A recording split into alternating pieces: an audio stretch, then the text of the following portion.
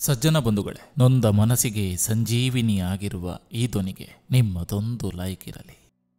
ಪಕ್ಕದಲ್ಲಿರುವವನ ತಟ್ಟೆಯಲ್ಲಿ ಏನಿದೆ ಅಂತ ಯಾವತ್ತೂ ಇಣುಕಿ ನೋಡಬೇಡ. ಕಾರಣ ಅಲ್ಲಿ ಜಾಸ್ತಿ ಇದ್ರೆ ನಿನಗೆ ಸಂಕಟವಾಗ್ತದೆ, ಅಲ್ಲಿ ಕಡಿಮೆ ಇದ್ರೆ ನಿನಗೆ ಅಹಂಕಾರ ಬರ್ತದೆ. ಎರಡೂ ಒಳ್ಳೆಯದಲ್ಲ. ನಮ್ಮ ತಟ್ಟೆಯನ್ನು ನಾವು ನೋಡಿಕೊಂಡಿದ್ರೆ ಸಿಗುವ ಸಂತೋಷವೇ ಬೇರೆ.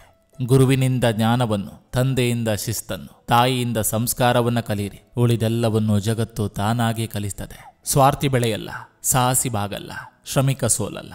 ಮನುಷ್ಯ ಬಂಗಲೆ ಕೊಂಡುಕೊಳ್ಬಹುದು, ಕಾರು ಕೊಂಡುಕೊಳ್ಬಹುದು, ಆಸ್ತಿ ಗಳಿಸಬಹುದು. ಆದರೆ ಆಯಸ್ಸನ್ನ ಕೊಂಡುಕೊಳ್ಳಲು ಸಾಧ್ಯವಿಲ್ಲ. ಇಂದು ಇದ್ದವರು ನಾಳೆ ಇರೋದಿಲ್ಲ. ಆರೋಗ್ಯ, ನೆಮ್ಮದಿ, ಪ್ರೀತಿ, ಸ್ನೇಹ ಇವೇ ನಿಜವಾದ ಸಂಪತ್ತು. ಇವಿರುವ ತನಕ ಒಳ್ಳೆಯವರಾಗಿರೋಣ, ಎಲ್ಲರಿಗೂ ಒಳ್ಳೆಯದನ್ನೇ ಬಯಸೋಣ.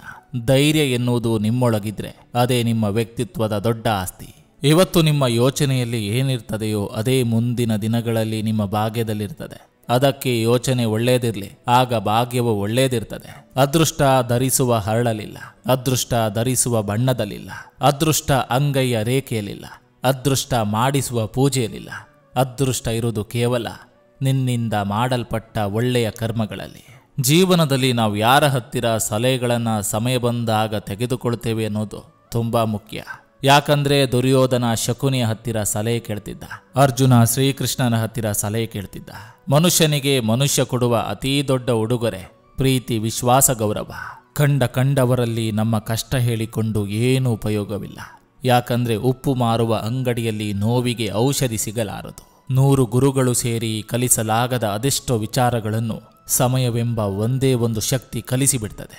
ಸಜ್ಜನ ಬಂಧುಗಳೇ, ಇದು ಇಂದಿನ ಸಂಚಿಕೆ ಅಂತ ಹೇಳ್ತಾ, ಈ ಸಂಚಿಕೆ ನಿಮಗೆ ಇಷ್ಟವಾಗಿದ್ರೆ ದಯವಿಟ್ಟು ಒಂದು ಲೈಕ್ ಮಾಡಿ, ಜೊತೆಗೊಂದು ಕಮೆಂಟ್ ಮಾಡಿ. ಮತ್ತೆ ಮುಂದಿನ ಸಂಚಿಕೆಯೊಂದಿಗೆ ಅತಿ ಶೀಘ್ರದಲ್ಲಿ ನಿಮ್ಮನ್ನ ಭೇಟಿ ಆಗ್ತೇನೆ.